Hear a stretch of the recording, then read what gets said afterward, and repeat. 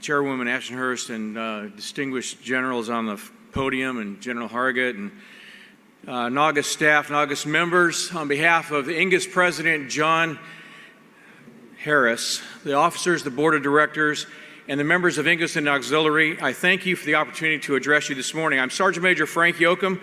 I've been the Enlisted Association's Executive Director for about 6 months now, and in those 6 months we've made some positive traction on our legislative agenda, working with NGAUS in a reserve component alliance to push legislation. We've testified in the Senate and the House Armed Services Committees. We've weighed in on the VA Commission on Care report, and we've testified in the House Veterans Affairs Committee. We've addressed military student identifiers, lost accreditation for some for-profit universities, binding arbitration and waiving of USERRA rights, and we're able to provide some substantive input to the House Guard and Reserve Caucus letter on the NGAUS Conference. We're working with NGAUS on the Title V conversion of MilTech issue. We're working with some attorneys on providing help for those soldiers accused by CID in the GRAP program. We're working to infuse the NDAA with language to find equity in survivors' benefits for deaths during inactive duty training.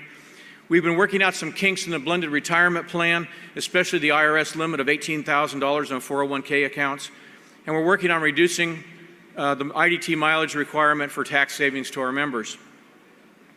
In some other news, I'm pleased to report that we have an offer on our building in Alexandria, and we may be moving into lease space close to NGAUS this next year coming up.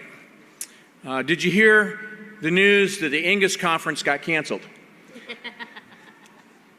It is not true. Louisiana was a great host, thanks to General Curtis and others. And although NGB leaders were not there and professional development was curtailed, over 1,500 people came to roll up their sleeves and open their wallets to support those Louisiana National Guardsmen affected by the floods in Baton Rouge. We had volunteers at a Habitat for Humanity build. We had volunteers at a food bank. We had volunteers at a clothes sorting facility. We had volunteers at a bunkhouse for relief workers. And by the way, none of the volunteers were on professional development orders. Almost $100,000 was contributed during the conference in 3 days, and donations are still coming in. Several states pitched in to help run the conference in registration and operations. And there were a lot of people who were there.